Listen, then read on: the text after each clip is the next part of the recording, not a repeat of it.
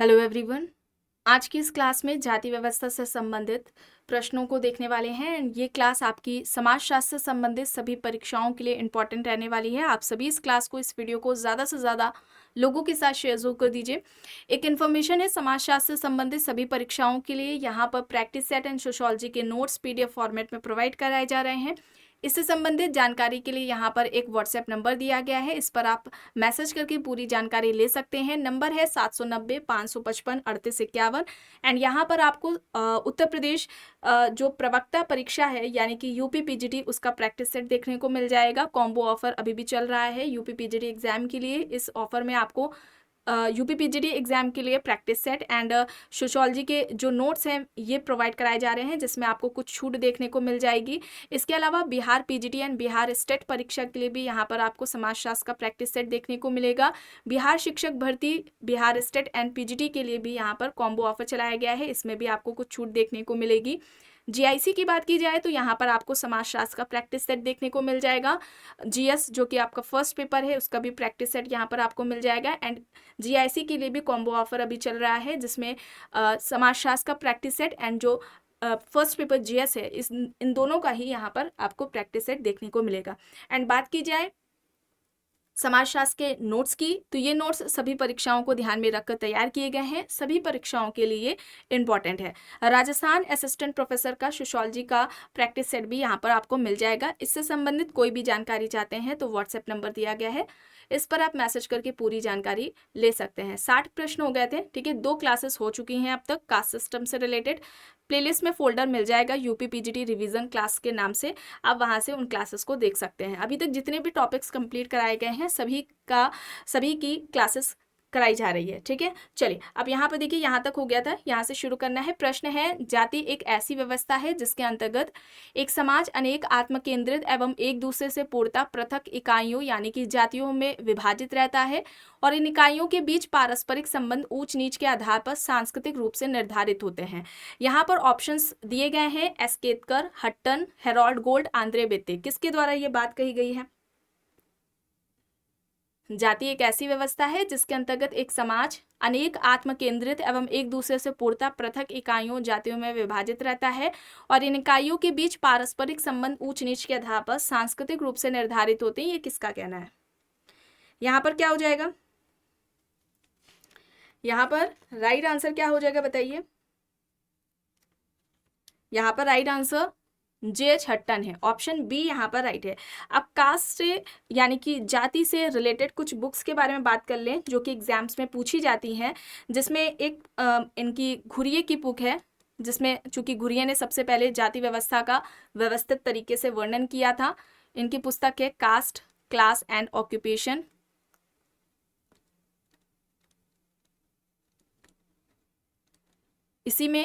इसी पुस्तक में घुरिये ने जाति व्यवस्था की सबसे पहले व्यवस्थित तरीके से बात की है। इसके अलावा बात की जाए हट्टन की, ठीक है, हट्टन की कौन सी पुस्तक है? Caste in India, caste in India, ठीक है, कास्ट इन इंडिया है ये इनकी पुस्तक है। ये अक्सर एग्जाम्स में पूछी जाती है हट्टन की, कास्ट इन इंडिया है हट्टन की। इसके अलावा आंद्रे बेत्ते की बात करें, आंद्रे बेत्ते की है caste class and power, caste class and power हो जाएगी, ये आंद्रे बेत्ते की है। इसके अलावा केतकर की बात करें, ऑप्शंस में भी आप देख रहे हैं केतकर को, केतकर की बात करें तो history of caste in India है, history of caste in India, ठीक है, ये हो जाएगी। और रजनी कोठारी की अगर हम बात करें, रजनी कोठारी, तो इनकी है book caste in Indian politics, caste in Indian politics, ठीक है, कास्ट एंड इंडियन पॉलिटिक्स है, ये किसकी है? रजनी कोठारी की। ये सारी जो पुस्तकें हैं जाति से संबंधित, ये सभी एग्जाम्स में पूछी गई हैं, तो याद रखिएगा। Caste class and power Ghurye की है, कास्ट इन इंडिया हट्टन की है, caste class and power Andre Beteille की है, केतकर की है history of caste in India, Rajni Kothari की है कास्ट इन इंडियन पॉलिटिक्स, ठीक है। चलिए और इसके अलावा रजनी कोठारी की एक और है पॉलिटिक्स इन इंडिया नाम से, पॉलिटिक्स इन इंडिया के नाम से। चलिए आगे देखते हैं। प्रश्न है, भारतीय जाति व्यवस्था में ऊर्ध्वाधर व क्षैतिज एकात्मकता की अवधारणा किसने दी है? ऑप्शंस में ड्यूमो, हार्डीमैन, अंबेडकर और श्रीनिवास यहाँ पर दिया गया है। भारतीय जाति व्यवस्था में ऊर्ध्वाधर व क्षैतिज एकात्मकता की अवधारणा किसने दी है? एम.एस. श्रीनिवास ने दी है। विकल्प डी यहाँ पर राइट होगा। प्रश्न है, the caste system in northern India पुस्तक के लेखक कौन है? Blunt, Hutton, Risley, F G. Bailey यहाँ पर ऑप्शंस दिए गए हैं। सही यहाँ पर क्या हो जाएगा बताइए? बताइए ये पुस्तक किसकी है? और यहाँ पर जाति उत्पत्ति से संबंधित सिद्धांत देख लेते हैं।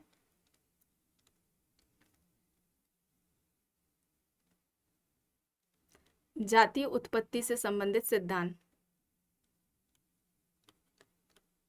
ठीक है, चूंकि ऑप्शंस में ज्यादातर हैं विकल्प। चलिए अब यहाँ पर देख लेते हैं, और ये प्रश्न भी एग्जाम्स में आपका पूछा जाता है।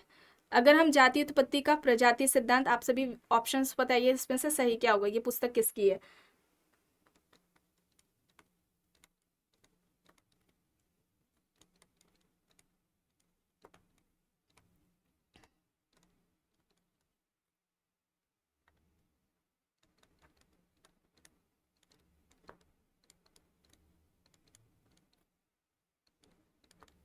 यहाँ पर राइट क्या होगा?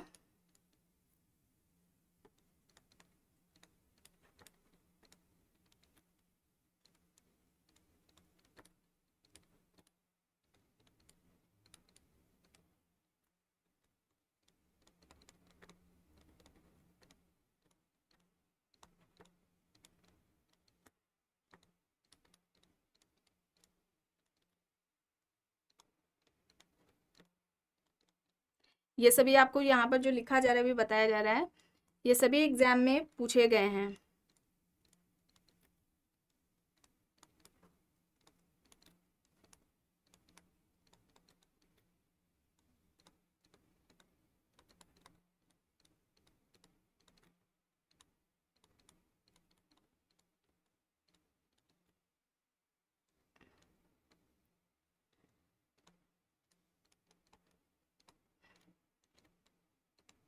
इससे पहले वाली जो क्लास हुई थी उसमें भी बताया गया था।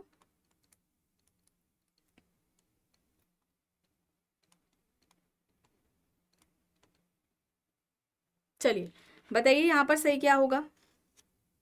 यहाँ पर राइट आंसर ब्लंट होगा। The caste system in northern India, the caste system in northern India blunt का है, ठीक है। किसकी ये पुस्तक है? ब्लंट की है। अब यहाँ पर जाति उत्पत्ति से संबंधित सिद्धांतों के बारे में यहाँ पर आपको कुछ बताया गया है, ये एग्जाम्स में भी पूछा जाता है। जाति उत्पत्ति का जो प्रजाति सिद्धांत है वो किसने दिया है? रिजले, घुरिये, मजूमदार। जो प्रमुख हैं वो रिजले हैं, हो सकता है घुरिये, मजूमदार इसके समर्थक रहे हों, ठीक है, तो इसे याद रखिएगा। जाति का जो प्रजाति सिद्धांत है वो रिजले, घुरिये, मजूमदार ने दिया। धार्मिक सिद्धांत होकार्ट एंड सेनाट ने दिया है। राजनीतिक जाति उत्पत्ति का जो राजनीतिक सिद्धांत है वो अबे डुबाई के द्वारा दिया गया है। जाति उत्पत्ति का सांस्कृतिक एकीकरण का सिद्धांत एस.सी. रॉय के द्वारा दिया गया है।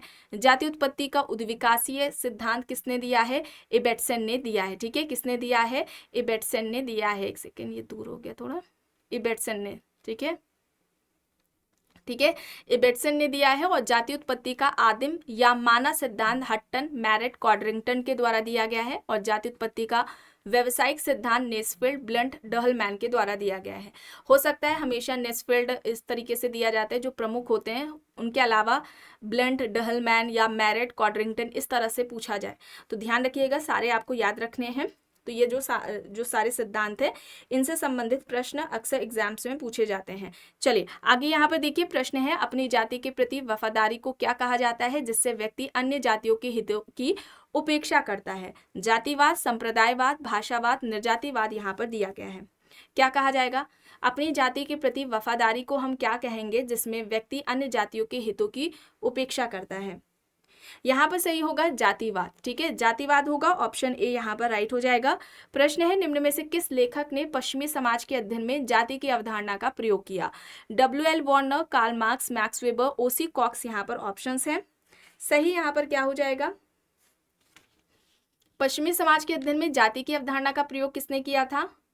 WL वार्नर ने किया था। WL वार्नर का यांकी सिटी पर अध्ययन रहा है, ठीक है, यांकी सिटी पर इनका अध्ययन रहा है। और इसके अलावा वार्नर की अगर हम बात करें तो इन्होंने सामाजिक स्त्रीकरण से संबंधित सामाजिक स्त्रीकरण का ख्याति सूचक उपागम सिद्धांत दिया था, ठीक है, याद रखिएगा, ख्याति सूचक उपागम या ख्याति सूचक सिद्धांत किसका है, सामाजिक स्त्रीकरण से संबंधित वार्नर का है, ठीक है। और वर्ग के 2 आधार बताए थे, ठीक है, वर्ग के आधार इन्होंने कितने बताए थे, 2 बताए थे। एक तो सम्मान बताया था, दूसरा प्रस्थिति समूह, ठीक है, प्रस्थिति समूह, ये क्या है, वर्ग के आधार है। और याद रखिएगा प्रस्थिति समूह की अवधारणा किसने दी है, प्रस्थिति समूह की अवधारणा अगर पूछा जाए तो ये किसकी है, ये वेबर की है। प्रस्थिति समूह की अवधारणा वेबर के द्वारा दी गई है। वर्ग के प्रकार, ठीक है, कितने बताए हैं, वर्ग के प्रकार इन्होंने वार्नर ने 6 बताए हैं, ठीक है। पहले की अगर हम बात करें उच्च उच्चतम वर्ग है, उच्च उच्चतम वर्ग है। दूसरा हो जाएगा निम्न उच्चतम वर्ग, निम्न उच्चतम वर्ग है। तीसरा हो जाएगा उच्च मध्यम वर्ग है, उच्च मध्यम वर्ग। फिर हो जाएगा निम्न मध्यम वर्ग, निम्न मध्यम वर्ग, ठीक है। फिर इसके अलावा उच्च निम्न वर्ग है, फिर निम्नतम निम्न वर्ग। तो ये इस तरह से वर्ग के 6 प्रकार किसके द्वारा बताए गए हैं, वार्नर के द्वारा बताए गए हैं। ये इंपॉर्टेंट है, याद रखिएगा।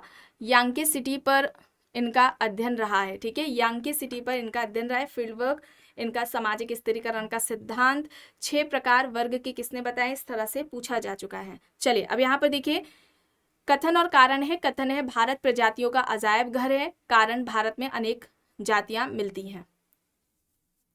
क्या होगा यहाँ पर, कथन और कारण दोनों ही सही है, लेकिन जो कारण है वो कथन की सही व्याख्या नहीं कर रहा है, तो यहाँ पर ऑप्शन बी होगा। प्रश्न है हट्टन के अनुसार जाति का कार्य क्या है, सामाजिक व्यवहार को नियंत्रित करना, सामाजिक परिस्थिति का निर्धारण करना, सामाजिक सुरक्षा प्रदान करना और भारतीय समाज को एकता के सूत्र में पिरोना। तो जाति का कार्य क्या है, हट्टन ने किसे बताया है, ये बताइए। हट्टन की पुस्तक कौन सी है, कास्ट इन इंडिया है, कास्ट इन इंडिया। जाति की उत्पत्ति का आदिम व मानव सिद्धांत दिया है, जाति की उत्पत्ति का आदिम व मानव सिद्धांत दिया, आपको बताया गया है। कास्ट इन इंडिया इनकी पुस्तक है हट्टन की। और जाति के इन्होंने 3 प्रकार बताए थे, जाति के प्रकार इन्होंने कितने बताए थे, हट्टन ने 3 बताए थे। पहले की अगर हम बात करें तो व्यक्तिगत जीवन से संबंधित है,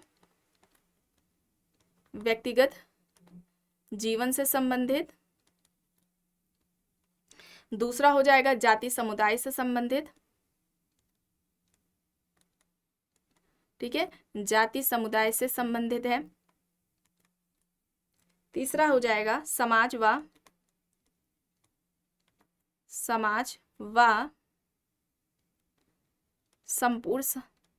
संपूर्ण राष्ट्र से संबंधित। तो ये जो कार्य हैं जाति के, ये हट्टन के द्वारा बताए गए हैं। और यहाँ पर क्या होगा, कौन सा ऑप्शन यहाँ पर राइट होगा, सामाजिक परिस्थिति का निर्धारण करना, ऑप्शन बी यहाँ पर राइट आंसर हो जाएगा। चलिए अब यहाँ पर देखिए प्रश्न है निम्न में से कौन सा कारक भारत में जातीय असमानता के उन्मूलन का कारण है, विवाह बंधन, निरक्षरता तथा रूढ़िवाद, शिक्षा, जाति प्रतिष्ठा की भावना। जातीय असमानता के उन्मूलन का कारण है,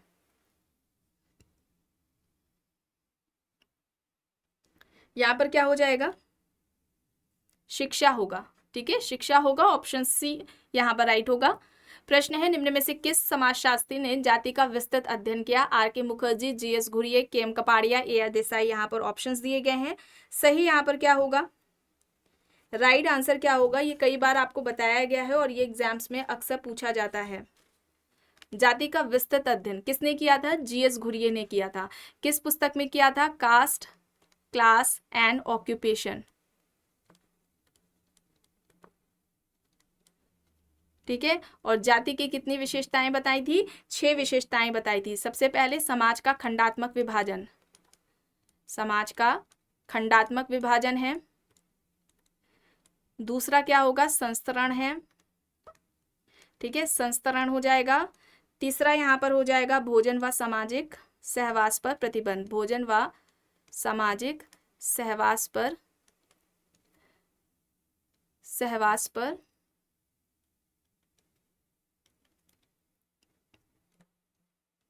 प्रतिबंध। इसके अलावा क्या होगा? विभिन्न जातियों, याद रखिएगा, विभिन्न जातियों की सामाजिक व धार्मिक, विभिन्न जातियों की सामाजिक व धार्मिक निर्योग्यताएं व विशेषाधिकार। ठीक है, ये है।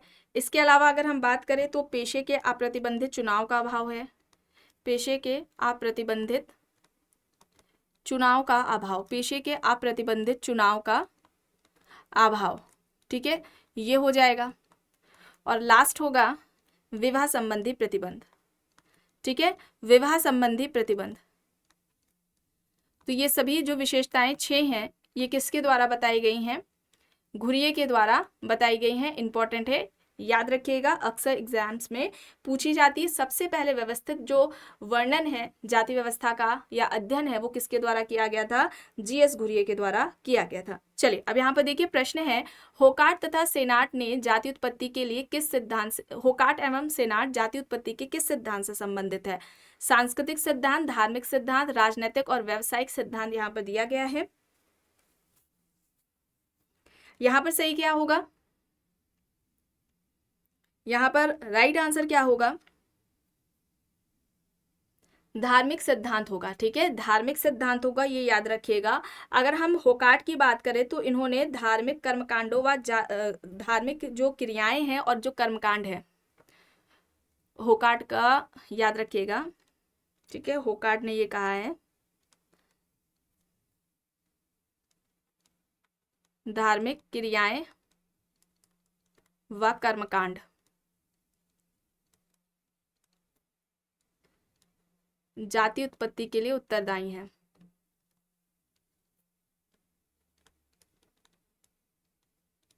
ये किसने कहा है? धार्मिक क्रियाएं और कर्मकांड जाति उत्पत्ति के लिए उत्तरदायी है। इस तरह से अगर स्टेटमेंट आए तो वो ये किसका कहना है? होकाट का कहना है। सेनाट की बात करें तो इन्होंने विवाह और सामाजिक सहवास से संबंधित जो निषेध है उसके आधार पर जाति प्रणाली की या जाति व्यवस्था की उत्पत्ति को समझाने का प्रयास किया था। ठीक है, सेनाट ने किसके आधार पर जाति उत्पत्ति की बात की है? तो याद रखिएगा, इनका तो एक विवाह है और सामाजिक सहवास। ठीक है, इससे संबंधित जो निषेध है उसके आधार पर जाति की या जाति प्रणाली या जाति व्यवस्था की उत्पत्ति को समझाने का इन्होंने प्रयास किया है। इसके अलावा अगर हम बात करें जो सांस्कृतिक सिद्धांत है, ठीक है, सांस्कृतिक सिद्धांत है, अगर हम सांस्कृतिक सिद्धांत की बात करें तो ये किसके द्वारा दिया गया है? एससी रॉय के द्वारा। ठीक है, एससी रॉय ने जाति उत्पत्ति का सांस्कृतिक सिद्धांत दिया है। राजनीतिक सिद्धांत की बात करें तो ये सिद्धांत अबे डुबाई के द्वारा दिया गया है। अबे डुबाई के द्वारा ये सिद्धांत राजनीतिक दिया गया है। व्यावसायिक सिद्धांत की बात करें तो ये नेसफील्ड है। ठीक है, नेसफील्ड है, ब्लंट है और यहाँ पर डहलमैन हो जाएंगे, इससे संबंधित है जाति उत्पत्ति के व्यावसायिक सिद्धांत से। ठीक है, चलिए आगे देखते हैं। प्रश्न है, जाति का प्रजाति सिद्धांत किसने प्रतिपादित किया? DN Majumdar, GS Ghurye, Herbert Risley, Hutton. यहाँ पर ऑप्शंस है। सही यहाँ पर क्या होगा? जाति का प्रजाति सिद्धांत। यहां पर राइट आंसर क्या हो जाएगा? प्रजाति सिद्धांत पूछा जा रहा है तो यहाँ पर रिजले होगा, ठीक है, रिजले यहाँ पर राइट आंसर हो जाएगा। रिजले, घुरिये, मजूमदार, ठीक है, ये तीनों ही होंगे, ये याद रखिएगा, आपको बताया भी गया है। जाति का जो प्रजाति सिद्धांत है इससे संबंधित सर्वप्रमुख जो नाम आएगा रिजले है, फिर घुरिये और मजूमदार है, ठीक है, इन्होंने जाति का प्रजाति सिद्धांत से ये संबंधित है। अगर हम हट्टन की बात करें तो इन्होंने जाति उत्पत्ति का आदिम व मानव सिद्धांत दिया है। जाति उत्पत्ति का आदिम व मानव सिद्धांत से कौन संबंधित है? हट्टन संबंधित है, ठीक है, ये याद रखिएगा। चलिए अब यहाँ पर देखिए प्रश्न है, किसने कहा कि व्यवसाय और केवल व्यवसाय ही जाति प्रथा की उत्पत्ति के लिए उत्तरदायी है? ये कई बार परीक्षाओं में पूछा गया है। यहाँ पर क्या हो जाएगा? नेस्फेल्ड हो जाएगा, ठीक है, नेस्फेल्ड हो जाएगा। और जाति उत्पत्ति का इन्होंने व्यवसायिक सिद्धांत दिया था, व्यवसायिक सिद्धांत नेस्फेल्ड ने दिया है। होकार्ट ने धार्मिक सिद्धांत दिया है। जाति उत्पत्ति का धार्मिक सिद्धांत किसका है? होकार्ट का है। रिजले और जो घुरिये हैं ये प्रजाति सिद्धांत से संबंधित हो जाएंगे। अगर पूछा जाए कि प्रजाति सिद्धांत से ऑप्शन में ये भी हो, रिजले घुरिये हो, तो आप पहले रिजले को ही टिक कीजिएगा, हो सकता है उसके बाद ही सर्वप्रमुख जो है वो रिजले ही है प्रजाति सिद्धांत के, ठीक है। चलिए अब यहाँ पर देखिए, निम्न में से कौन सा सिद्धांत जाति की उत्पत्ति से संबंधित नहीं है? परंपरागत सिद्धांत, व्यवसायिक सिद्धांत, उद्विकासीय सिद्धांत, उद्दीपन प्रक्रिया का सिद्धांत, यहाँ पर ऑप्शंस दिए गए हैं। यहाँ पर सही क्या हो जाएगा? यहाँ पर राइट आंसर क्या होगा?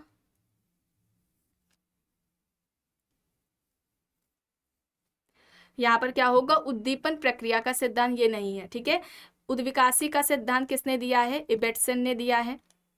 व्यवसायिक सिद्धांत आप जानते हैं नेस्फेल्ड का है, नेस्फेल्ड, ब्लंट व डहलमैन है। और इसके अलावा परंपरागत सिद्धांत में प्राचीन ग्रंथ आ जाएंगे, ठीक है, प्राचीन ग्रंथ है। या अगर हम बात करें जाति की सबसे पहले बात किस ग्रंथ में की गई है, इस तरह से पूछा जाता है, तो याद रखिएगा ऋग्वेद में, ऋग्वेद के 10वें मंडल, ठीक है, ऋग्वेद के 10वें मंडल पुरुष सूक्त में की गई है, पुरुष सूक्त में की गई है जाति की बात सबसे पहले, ठीक है। चलिए अब यहाँ पे देखिए प्रश्न है, मैसूर की ओक्कालिंगा जाति का अध्ययन किसके लिए प्रसिद्ध है? निम्न जाति, उच्च जाति, प्रभुत्व जाति या फिर अछूत जाति? मैसूर की ओक्कालिंगा जाति का अध्ययन किसके लिए प्रसिद्ध है? यहाँ पर सही क्या होगा? किसके लिए प्रसिद्ध है? प्रभुत्व जाति। प्रभुत्व जाति यानी डोमिनेंट कास्ट, ये अवधारणा किसकी है? श्रीनिवास की है। किसकी है? श्रीनिवास की। और श्रीनिवास ने प्रभुत्व जाति के 3 आधार बताए थे। 3 आधार आप कह लें, लक्षण कह लें या विशेषताएं कह लें, इस तरह से पूछा जाएगा, पूछा जाता भी है। पहला तो है संख्यात्मक शक्ति, संख्यात्मक शक्ति। दूसरा है आर्थिक शक्ति। और तीसरा क्या हो जाएगा? राजनीतिक शक्ति, राजनीतिक शक्ति, ठीक है, राजनीतिक शक्ति हो जाएगा। किसके आधार पर हम कहेंगे कि कोई जाति प्रभुत्व जाति है? तो श्रीनिवास ने कहा था कि संख्यात्मक शक्ति से तात्पर्य है कि वह जाति क्या हो? संख्या में ज्यादा हो। आर्थिक शक्ति से तात्पर्य उसके पास भूमि क्षेत्र ज्यादा होनी चाहिए। राजनीतिक शक्ति से तात्पर्य उस जाति का दबदबा होना चाहिए। तो ये 3 आधार हैं जिसके आधार पर हम किसी भी जाति को प्रभुत्व जाति कहेंगे, और ये अवधारणा MS श्रीनिवास के द्वारा दी गई थी। चलिए अब यहाँ पर देखिए प्रश्न है, ऋग्वेद के किस भाग में केवल 4 जातियों का, जिन्हें वर्ण कहते हैं, उल्लेख किया गया है? पुरुष सूक्त, श्रुति, वैशाख, मीमांस यहाँ पर दिया गया है। अभी आपको बताया इससे पहले वाले प्रश्न में कि ऋग्वेद में देखिए जो परंपरागत सिद्धांत है जाति उत्पत्ति का, उसमें प्राचीन ग्रंथ बताया गया है, जिसमें कई बार देखिए इस तरह से भी पूछ लिया जाता है, या केवल ऋग्वेद, इस तरह से वेद दिए गए होंगे, उसमें ऋग्वेद में सबसे पहले बात की गई है। लेकिन ऋग्वेद में जो 10वां मंडल है ऋग्वेद का, पुरुष सूक्त है, उसमें जाति की बात की गई है, ठीक है। यहाँ अगर हम कहें वर्ण का उल्लेख देखने को हमें मिलता है, तो यहाँ पर क्या होगा? ऑप्शन ए होगा सही आंसर।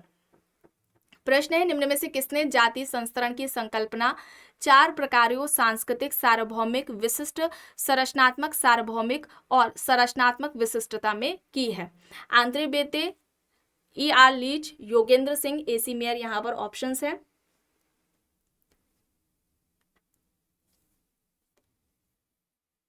यहाँ पर योगेंद्र सिंह होगा, ऑप्शन सी यहाँ पर राइट आंसर हो जाएगा। प्रश्न है, जातीय आधार पर स्त्रीकरण है, प्रदत्त अर्जित मुक्त, ना तो मुक्त ना ही समृद्ध। जाति का आधार प्रदत्त होगा यहाँ पर, ठीक है, प्रदत्त होगा। जाति क्या है? प्रदत्त परिस्थिति है, जाति व्यक्ति को जन्म से ही मिलती है, जाति क्या है? प्रदत्त परिस्थिति का उदाहरण है, तो ऑप्शन ए यहाँ पर सही हो जाएगा। प्रश्न है, वह उपागम जो विभिन्न जातियों के लोगों की अधीनता की दशाओं के माध्यम से समाज को समझता है, वह कहलाता है। यहाँ पर ऑप्शंस में भारतीय विद्या उपागम है, सभ्यतागत उपागम है, उपासिता उपागम है और संघर्षवादी उपागम दिया गया है। तो यहाँ पर सही क्या हो जाएगा? कौन सा विकल्प यहाँ पर सही होगा? उपासिता उपागम होगा, ऑप्शन सी यहाँ पर राइट आंसर हो जाएगा। प्रश्न है, जाति प्रथा का मूलभूत अभिलक्षण क्या है? ऑप्शंस में समानता, पदानुक्रम, समान परिस्थिति और खुलापन यहाँ पर दिया गया है।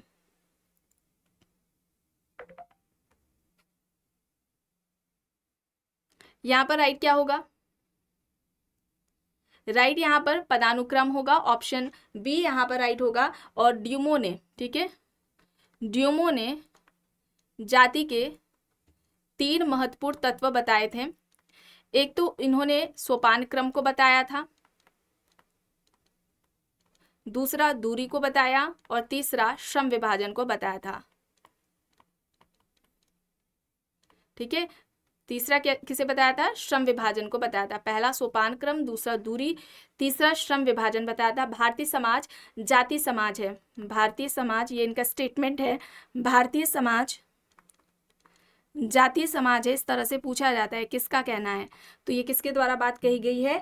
ड्यूमो के द्वारा बात कही गई है। चलिए आगे देखते हैं। प्रश्न है, जाति व्यवस्था में गतिशीलता में संस्कृतिकरण एवं पश्चिमीकरण की प्रक्रियाओं द्वारा सदैव संभव है।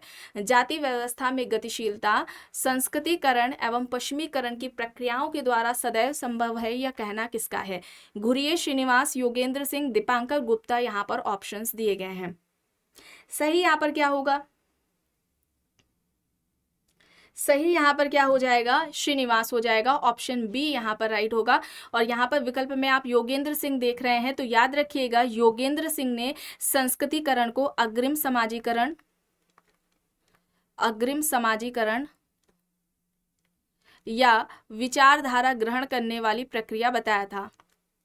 विचारधारा ग्रहण करने वाली प्रक्रिया कहा है, किसे कहा है? संस्कृतिकरण को। ये इस तरह से प्रश्न पूछा जाता है, ठीक है। तो यहाँ पर ऑप्शन बी श्रीनिवास सही है। प्रश्न है, एम एस श्रीनिवास ने जाति और धर्म के अध्ययन में से किस पहलू पर जोर दिया? सैद्धांतिक, अवधारणात्मक, संरचनात्मक, प्रकार्यात्मक, संघर्ष, सहयोग, परंपरा, आधुनिकता। श्रीनिवास ने जाति और धर्म के अध्ययन में से किस पहलू पर जोर दिया है? यहाँ पर सही क्या हो जाएगा? यहाँ पर संरचनात्मक, प्रकार्यात्मक होगा, ऑप्शन बी यहाँ पर राइट आंसर हो जाएगा। प्रश्न है, एम एस श्रीनिवास ने निम्नांकित में से किस अवधारणा में सामाजिक एवं सांस्कृतिक परिवर्तन की प्रक्रिया के रूप में जाति गतिशीलता की व्याख्या की है? यहाँ पर संस्कृतिकरण, लौकिकीकरण, पश्चिमीकरण और आधुनिकीकरण दिया गया है। सामाजिक एवं सांस्कृतिक परिवर्तन की प्रक्रिया के रूप में जाति गतिशीलता की व्याख्या की है, ये पूछा जा रहा है।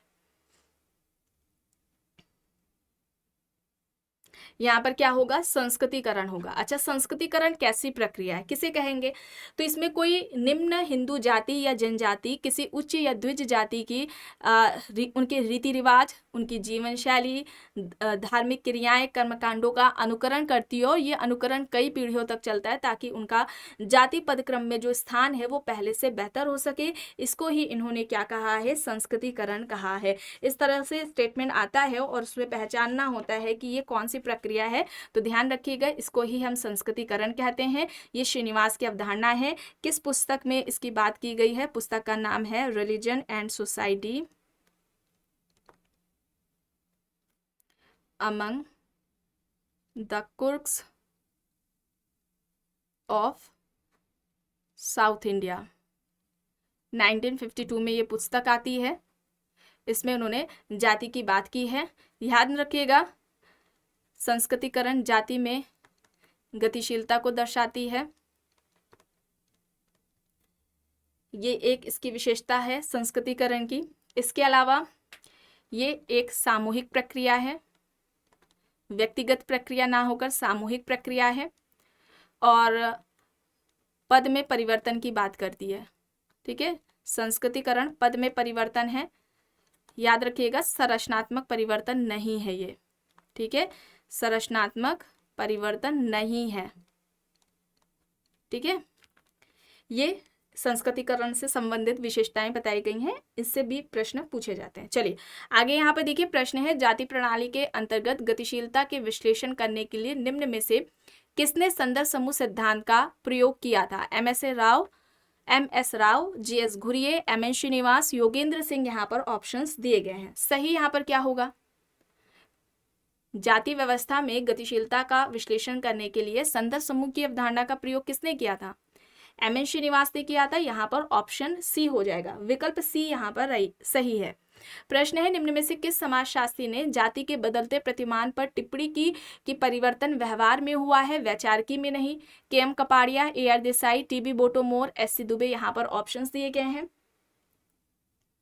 सही यहाँ पर क्या हो जाएगा? जाति के बदलते प्रतिमान पर टिप्पणी की कि परिवर्तन व्यवहार में हुआ है, वैचारिकी पे नहीं, वैचारिकी में नहीं। ये किसका कहना है?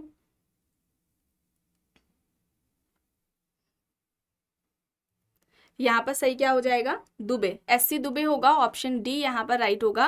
प्रश्न है भारत में राजनीति को जाति प्रतिछाया मानने वाले समाजशास्त्री कौन है? एम.एन. श्रीनिवास, ए.आर. देसाई, घुरिये, राधाकमल मुखर्जी। यहाँ पर ऑप्शंस हैं। भारत में राजनीति को जाति प्रतिछाया मानने वाले समाजशास्त्री कौन है? यहाँ पर ए.आर. देसाई होगा। ऑप्शन बी यहाँ पर राइट होगा। राष्ट्रवाद की अवधारणा इनके द्वारा दी गई थी, राष्ट्रवाद का कॉन्सेप्ट इनका है। अब यहाँ पर देखिए किसका विचार है कि दलित जातियां एवं जनजातियां भारतीय सामाजिक व्यवस्था की श्रृंखला में निर्बलतम कड़ी है? ए.आर. देसाई, घुरिये, सुरजीत सिन्हा, एन.के. बोस। यहाँ पर ऑप्शंस है।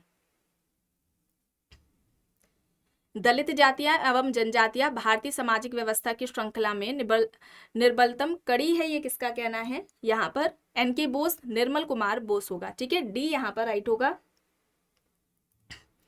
प्रश्न है यह भ्रांत धारणा है कि मैदानी जातियां और जनजातियां शोषक एवं शोषित उपवर्गों में विभाजित हैं। ये किसका तर्क है? K S. Singh, Andre Beteille, N K. Bose, D N. Majumdar. यहाँ पर ऑप्शंस है। चलिए बताइए सही यहाँ पर क्या होगा?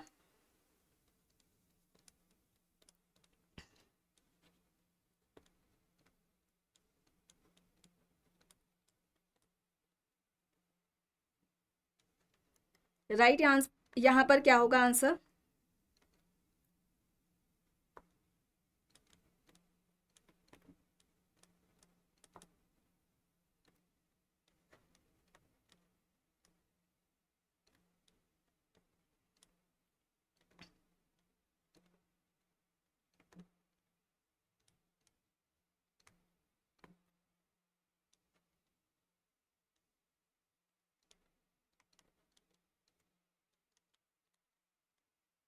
कौन सा विकल्प यहाँ पर सही होगा?